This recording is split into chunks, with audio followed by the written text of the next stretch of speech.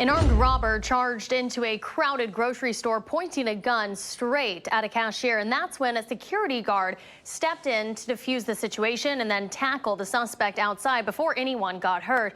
KOMO's Joel Moreno is live in Seattle with the key detail the security guard noticed before he made his move. Joel.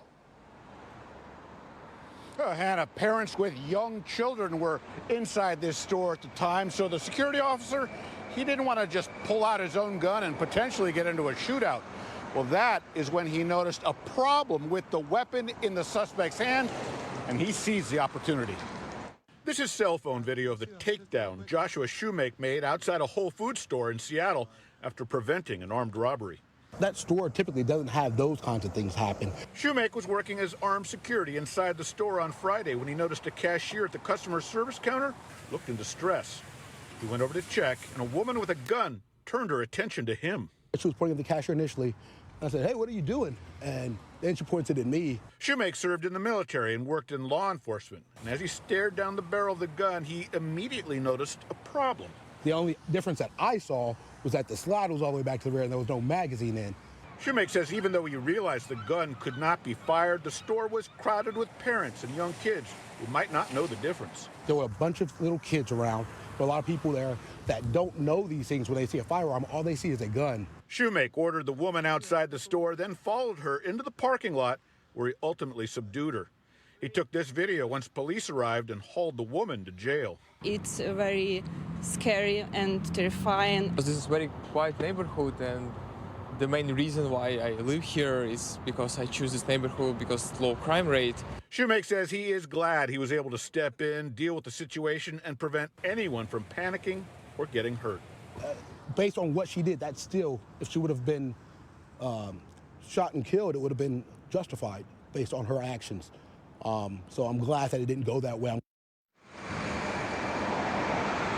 Turns out that weapon was actually a realistic-looking airsoft pistol, but the woman, she was booked on armed robbery. Tonight, she's in jail on $250,000 bail. She's scheduled to go before a judge for charges tomorrow. Reporting live, Joel Moreno, KOMO News.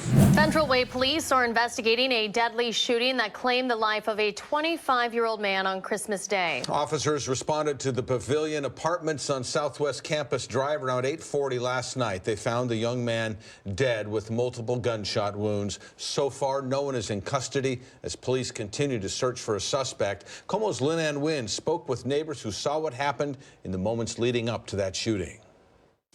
As families at the Pavilion Apartments were relaxing together for the holiday and the day was winding down, suddenly many heard gunfire. We were just sitting down watching TV and we heard like the shots go off, and I was like, that doesn't sound like fireworks. Some neighbors wanted to remain anonymous, but told us they saw the victim talking to someone in a gray car in the moments before the shooting. My dad heard like voices outside and he looked outside, and then when he looked outside, the gray car shoot the guy. The girl came out of her house. She started screaming like help and call the police and all that.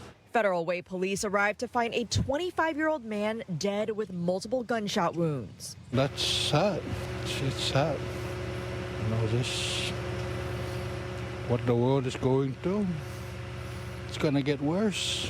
Family members identified the young man killed as Pedro Balderas of Tacoma. It's kind of like a little shocking. I mean, it makes me kind of worried of what could happen out here, especially if I'm just walking my dog or if I'm strolling my daughter out for a walk. Many neighbors we spoke with were not surprised to hear about the shooting, sharing someone else was killed in the neighborhood in the last year as well. We've heard it before.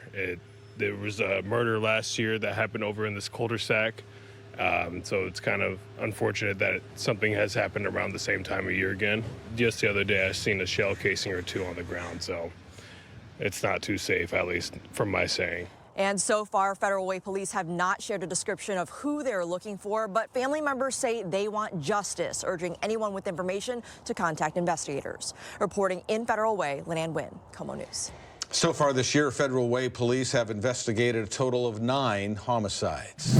Yeah, that's right, and we know the victims all survived the initial shooting that happened right here outside of a set of nightclubs. Police said it was very chaotic when that shooting happened, and 5 people were shot. Now detectives are trying to sort out who was involved. Police say 2 vehicles drove by the nightclubs near Washington and Occidental and opened fire. The shooting left 5 people injured in the Pioneer Square community with questions about what happened and why. All those poor innocent people. They had no idea that was going on. Cheryl says this area is normally fine during the day, but at night it can get rowdy. Anywhere there's a club, there's problems. It was a violent Christmas weekend in Seattle. Just a few blocks from the mass shooting at the nightclub, a police officer witnessed a man shoot another man at the intersection of 5th and Jackson. All 6 of the people who were shot in this area over the weekend survived, but the violence is unacceptable for people who live and work here. A lot of employees that work in the area, they fear for their safety. There's been assault on people who work in different businesses in this area. We talked today with the business owners around the nightclub, and they said they are usually closed by the time the clubs heat up, so they weren't here when the shots were fired. But Cheryl and others who we talked to said they hope there will be more security measures in place around the clubs and lounges on this block. Clean it up? I'm hoping, yes. Very hopeful. And just in the last hour, I got an update from prosecutors on that shooting at 5th and Jackson. Seattle police managed to arrest the suspect there. And in that police report, the officer says he was in his police cruiser eating dinner. He saw somebody standing in the road. He went over to tell him to get out of the road. That's when he said he saw the guy pull out a gun and shoot somebody else. That suspect in custody, but nobody in custody as of yet for the mass shooting at the nightclub. Reporting live in Pioneer Square, Jeremy Harris, KOMO News. Jeremy, thank you. We have sobering new numbers today from the Gun Violence Archive, an organization that tracks shootings across the U.S. They report that there have been 650 recorded mass shootings in the United States this year alone. It's the second most since the archive started recording data. The most was in 2021, which saw 690 mass shootings. And the new number outpaces 2022, which saw 647. And of course, we still have a week left in the year. Total gun deaths in the United States of a willful, malicious, or accidental nature are over 20,000, with another 38,000 gun injuries.